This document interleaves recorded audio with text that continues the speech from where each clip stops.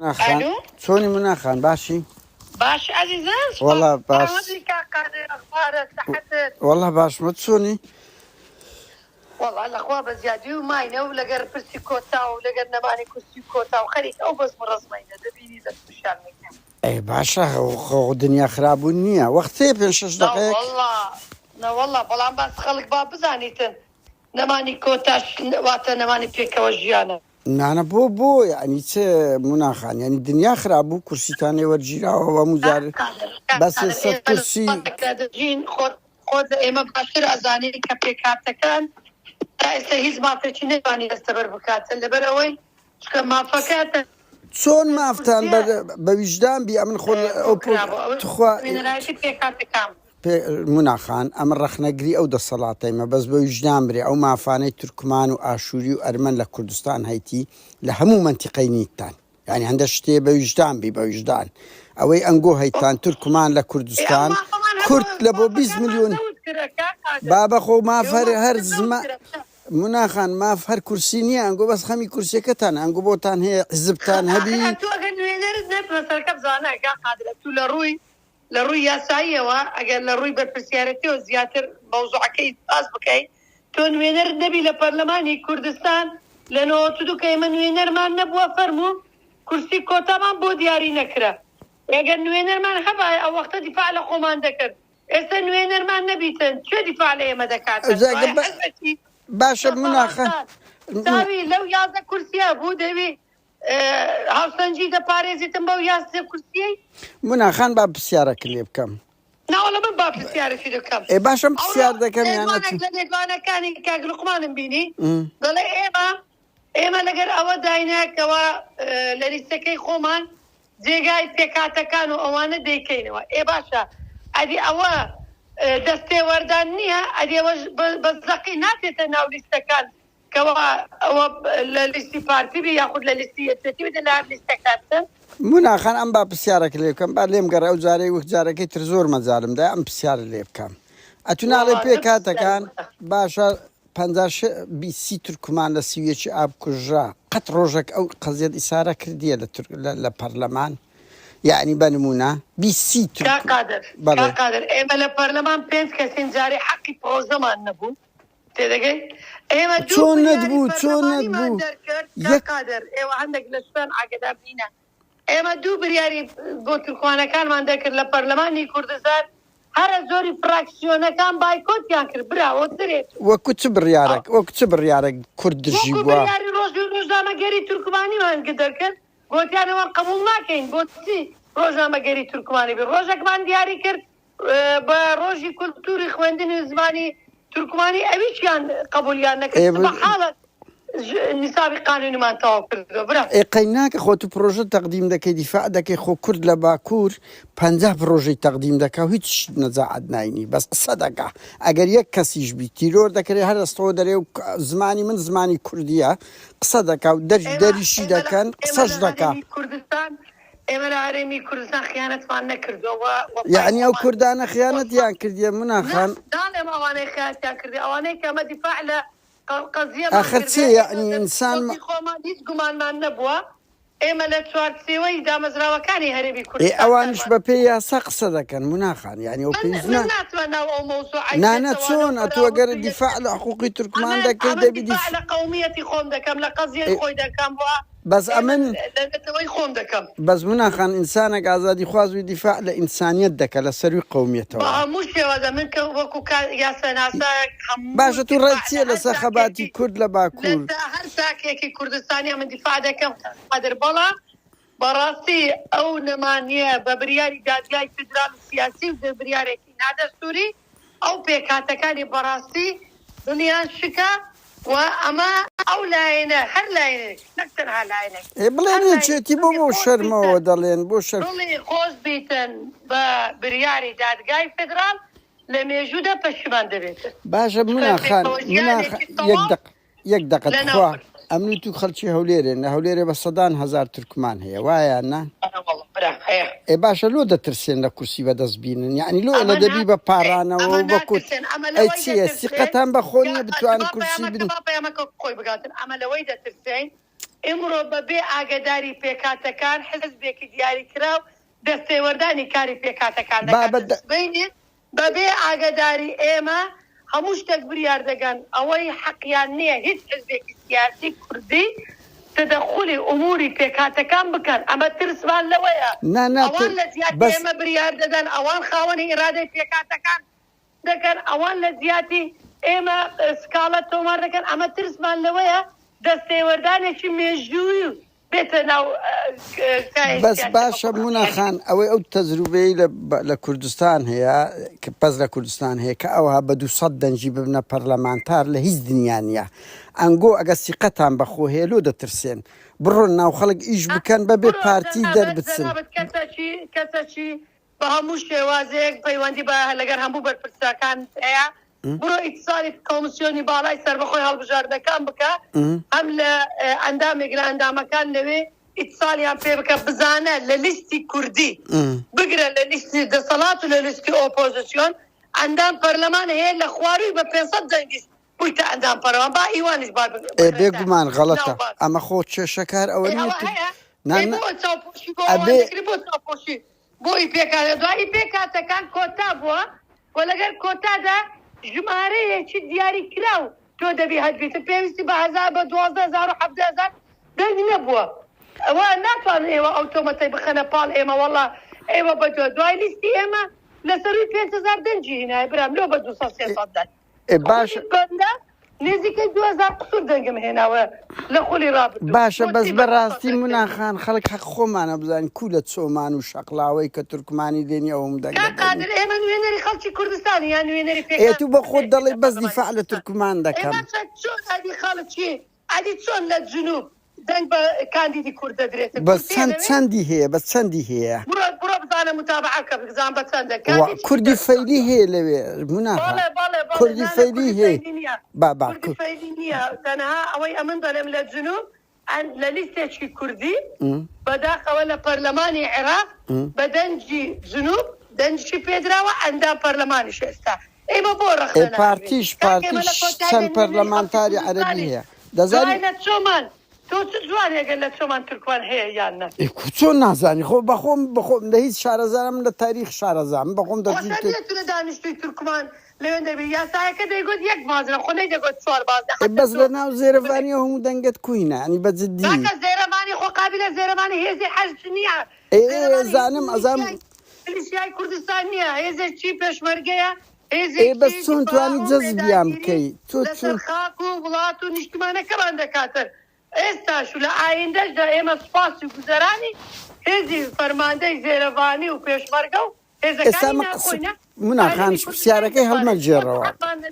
دەنگمان پێ بدەن تخوا کا قادر نادر بە چ حەقەک تۆ ئەو لە یەکترازانەی دروست دەکەن لە نێوان پێکاتەکان و نان ئەوتۆمەتانە دروست مەکە ئەم پرسیارەکە زۆر ڕوونە ئەوە بینەر جێریەیە چۆن توانیت لە ناو هێزی چ خزمەتێکی هێزی زێرەڤانیت کردیە کە زێرەڤانی ئاوایان خەڵکی چۆمان و شەقلاوە لەکوێ هەموو مافەکانی هەر پرۆژەیەک بێتن پەیوەندی بە هێزی پێشمەرگە و بە هێزی زێرەڤانی بە هێزەکانی ناوخۆ بیتن ئێمە ئەدیلۆ مەسەلەن باشە ئەگەر سۆزی خۆیان ئێوە خۆتان دەتوانن پرسیارکەن لە هێزەکانی پێشمەرگە و زێرەڤانی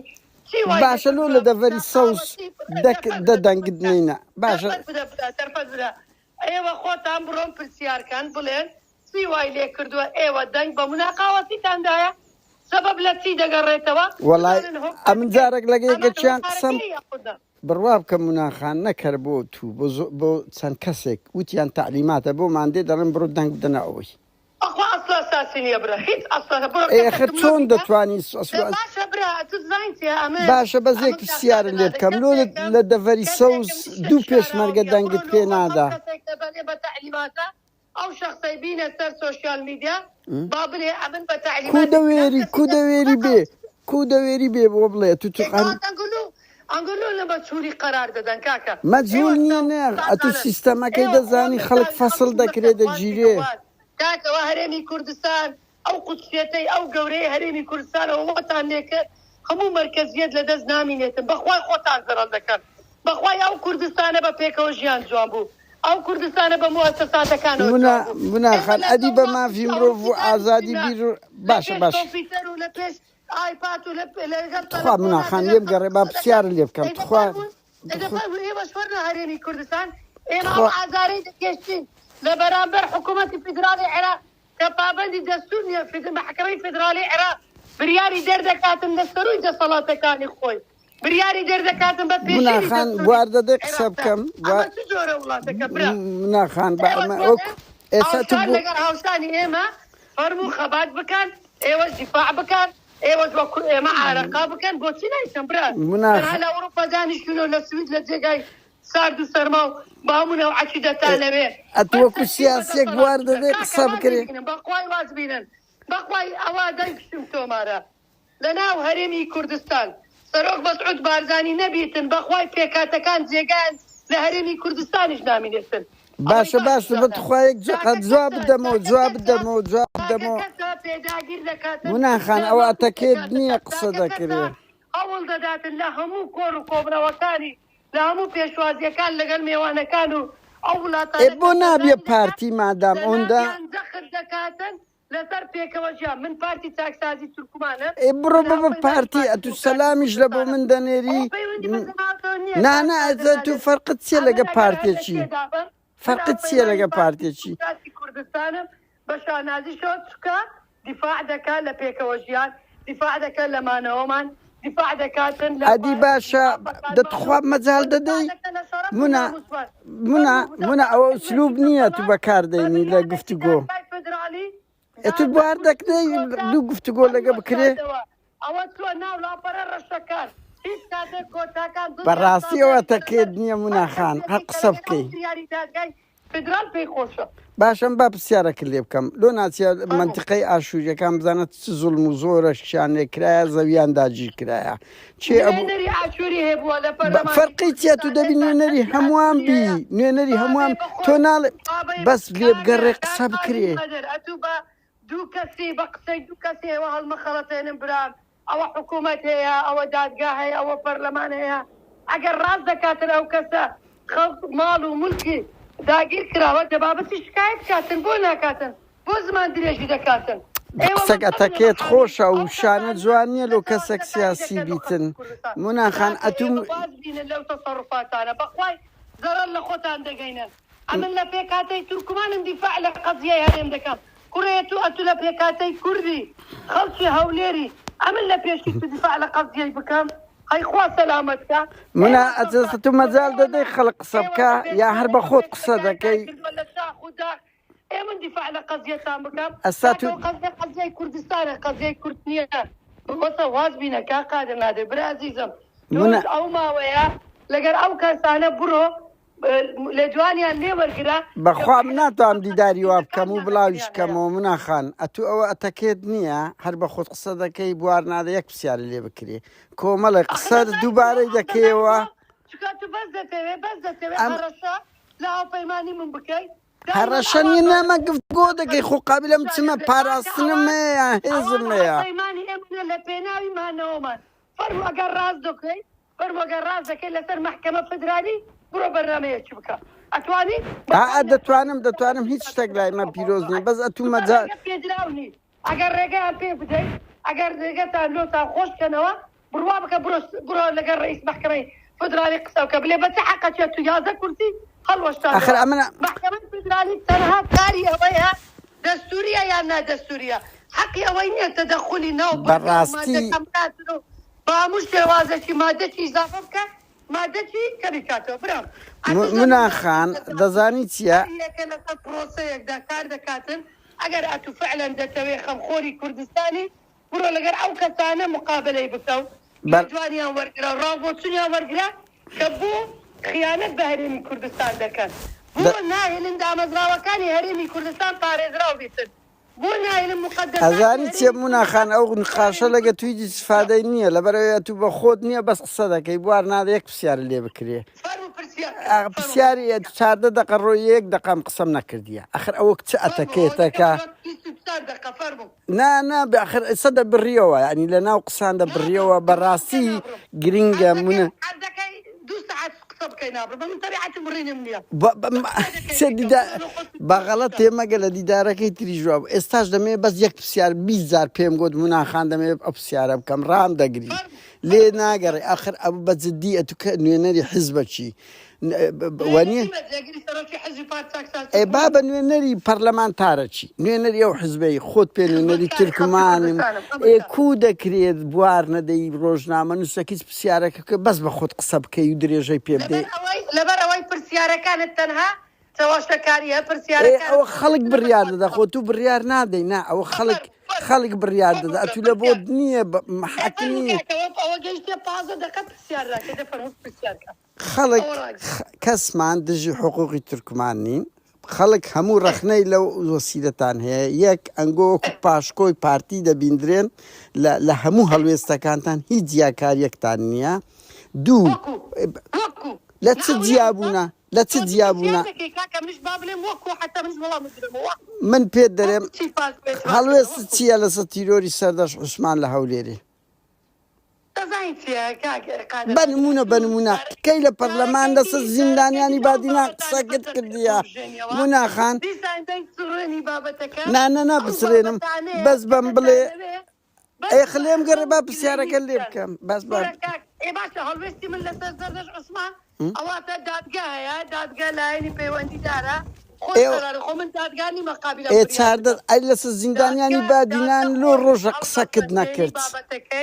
آیا هلوستکی چیه و ایم رنز بریارکانی همیشه دادگاه دگرین چه یاسا سرور لو دادگاه 15 سال شون بزی با یک دقیقه 15 سال مراندرا دو انقولو ثقتهم بخونيا مادام صدان يدرا وسط سلامت بي او ناكري او قفتقو بكريتنا امن بريم الف اتو بريم با منا عمل لها هوليري خينم دايا باب مشيدة أتو تذكر ديون دم زادة لسا من دا كيدري ورو هوليري عمل لها هوليري دا صال بمنا أوبوزيون بمنا سجادة مزارة ما كده أو مجاملة أولية بتيلة تقدر صلاة شي زوردار بوستيتو دجي أو خلقها جاري كخيانتي اللي ذكرك ألف تويا دوب مناخان أتو لو ثقتان بخون يعني الدنيا خرادة مادام تخوايك دقة صدان هزار تركمان نالن هي باشا نالن صدر من جباري نالم چند هزار تركمان هي لهوليري حتى سيدي إحصائية كراوة اي باشا بس أمني تو دزانين بس مازال بدأ مش زبانين في الشركة بدأ نالي وقت روجنامة نسان تقف قصاب كين بس شرطاو منيش ذكاري روجنامة نسان إيش مكرديا منيش بيض حتى إحصاء نكريتن ناتواني هي جباري كبدأ اي باشا زمن تو خلشي هوليري دزاني لهوليري صدان هزار اي باشا امنا ودي هدف ديان هزار ترك دنجام بيدا با انغو ناليش تخويك دقبا بها مكان بقى مناخان او قفتقو نابي من بيدلم هدفه بكينا بلا ترك ما ام پێدەڵێم هەدەفە لە تورکیا دەتوانی جەزبی دەیان هەزار دەنگ بینی چەندین پەرلەمانتاریان هەیە تورکە من نمونەت لۆ دەڵێم هەتاف ئەوە بی تۆ ئەگەر تۆ بۆ زێرەڤانیەک ڕات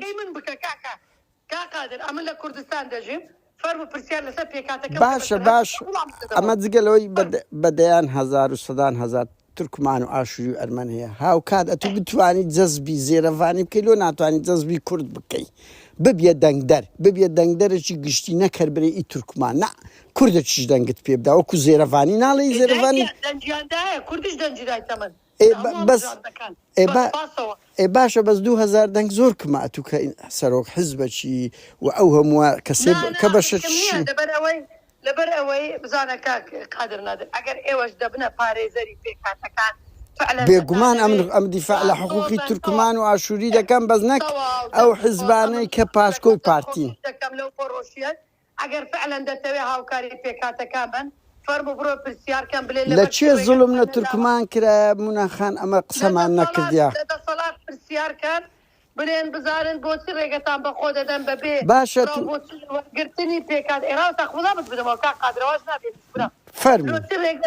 بەچ حەقەکی ئێوە ڕێگەتان بە خۆتاندا لە زیاتی پێکاتەکان چون سکالەتان تۆمارک بەچ حەقەکی ئێوە ڕێگە بە خۆتاندا کە کۆتاکان نەهێش بمینێت بس حقا ايوه إلا بروي أزمونة خراب تام بشاندا لا برلمان نادر بابن بواضح له زراب دروكمو يقرا لي دوانا كان بكاغ لقمان ورديمون وتبكاغ لقمان ايوه اول ده مفاوضات تاكل لقر بارتي سبارك لبكرسي كوتا كان بوتي جرأت انا بو بين لقال ايما دابنشين راس توخو بيكا ودابنشين بزانين يكتين اجتماعي كردستان سيدي ولا بارت لا بيكاتا كان برامبر بكرسي كوتا كان قلت والله ايما لقر بارت ديمقراطي كردستان دانشين قلت غلطان كردوا شو اوان خاوني اراده يمنينه اوان هاو پیمانه بس هیچ جیاوازیتان نەبوو لەگە پارتی هیچ جیاوازیتان نەبوو هیچ کاتێک ئەنگۆ فەرقتان نەبوو لەگە پەرلەمانتارێکی پارتی عزیزم ئەگەر هەرێمی کوردستان دەپارێزن پارتی دیموکراتی کوردستان ئێمەش هەمان شت هەڵوێستمان هەیە ئەگەر دەمانێت موسساتەکان وەکو خۆی بمینێ لە ژێر دەسەڵاتی هەرێمی کوردستان ئێمەش هەمان ڕاو بۆ چونمان هەیە ئەگەر دەمانێت پێشمەرگە قارەمانەکان وەکو هێزێکی نیشتیمانی بە دیارکەن ئێمەش هەمان بۆ چونمان هەیە ئەگەر دەمانێت ئەگە خیانەت بکرێ باشە مونەخان قەی ناکەنا ئەو شعر و پەخشانانە تخوایە قەوس یەک قەوس ئێمەش هەمان ئێکاکە ئەگە بتەوێنێتەوە ئێمەش دەستە باشەکان لەگەڵ ینی دەبا ڕۆژێک لە ڕۆژان داوا لە ئێمە بکەن شتێکی لە پێچەوانەی مرکزیەتی هەرێمی کوردستان بیتن بێگومان ئێمەش لەگەڵ باشە مونەخان تخوایە قەوس پاراستنی نیشتیمانێک بەوەی نابیتن هەر ئەو شعار و دروشمانە بگۆترێ بەڵکو بەوەش دەکرێتن کاتێک مافی مرۆڤ دەپارێزرێ ئازادی بیڕادەبی عەدالەتی ڕاوەستە با پرسیارەکەت لێ بکەم سەلامەت بی با پرسیارەکەت بکەم لە هەموو دنیا کە سیستەمەکان دەپارێزرێ بە دیموکراسی دەپارێزرێ بە دروشمدان ناپارێزرێ بە مافی مرۆڤ دەپارێزرێ بە عەدالەتی کۆمەڵاتی ئەو خەڵکە دێتە ئەوروپای لەبەرەوەی ئەو شتانەی تێدایە لەو نیشتیمانەی تو ئەو شتە نییە لە ئەلف لۆیای تۆ کەی ڕۆژێک لە ڕۆژان لەسەر ئەو چەمکانە ڕۆژێک هەستایەوە بڵێ بابە لە هەولێرێ خەڵک لە برسان دەمری وایە خەڵک تیرۆر دەکرێت خەڵک دەگیرێ خەڵک شوون بزر دەکرێت تۆ کە قسەت نەبی ئەوەمانەوە نیە نیشتیمان پەروەری ئەمە نیشتیمان پەروەرم وڵام لە منەوە یەک بەنسبەت موچە خۆران و خەڵکی هەرێمی کوردستان کە پێویستیان بەو مافێکی ڕەوای سروشتی خۆیانن ئێمەش لەگەڵدابێن بەڵام چێوەی لێ کرد چێ بووە سەبەب و هۆکار هەموو داهاتەکانی هەرێمی کوردستان ڕادستی بەغدا بکرێتن ئەجا با بەخۆ ئەوڕۆ نییە و 33 ساڵ ئەو دزی و تاڵانیە هەیە هەرێمی کوردستان لە بندەستی دەسەڵات هەرێمی کوردستان نەبیتە فەرمو بەغدا فەرمۆ چەندی مانگا ئەوڕۆ ئابووری سەر بە خۆتان نەبوو منە ئەوە دەسەڵاتی هەرێمی کوردستانە کە لە دەستوری مادە 121 دیاری کراوە دەسەڵاتەکانی تخوا ئەوە کەی هەرێمەکە حکوومەتێکی مرکزی بڵێتن لیستم بۆ بنێرە بە مەرجێک لیستەکەش عەرەبی بیتن وەگەر ناوەکی کوردی تێدا بیتن دەیگەڕێنمەوە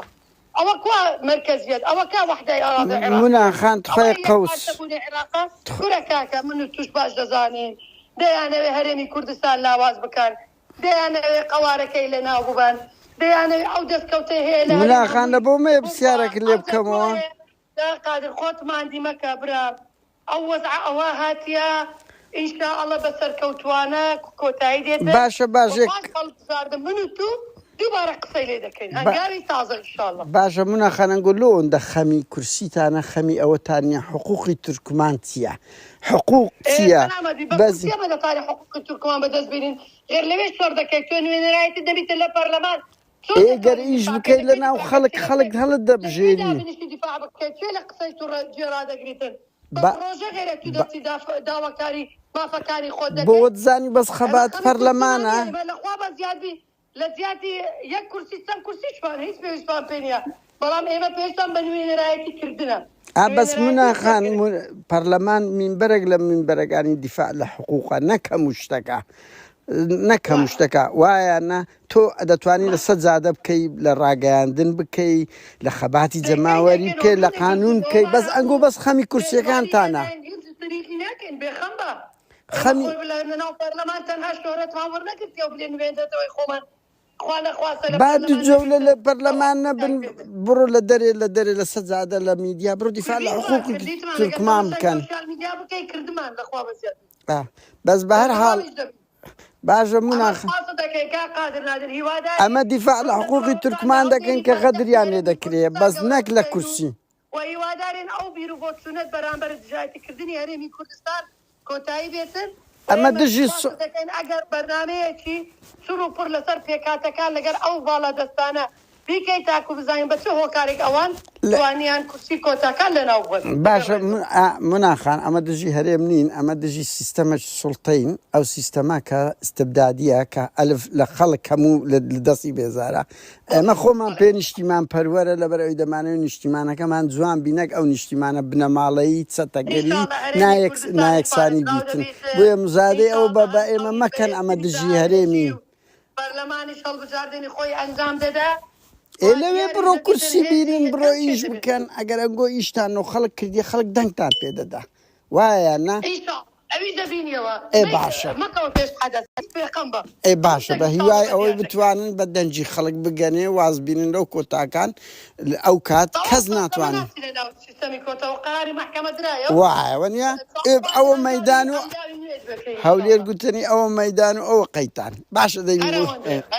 کاتە چ خۆش سپاس موناخان سەرچاو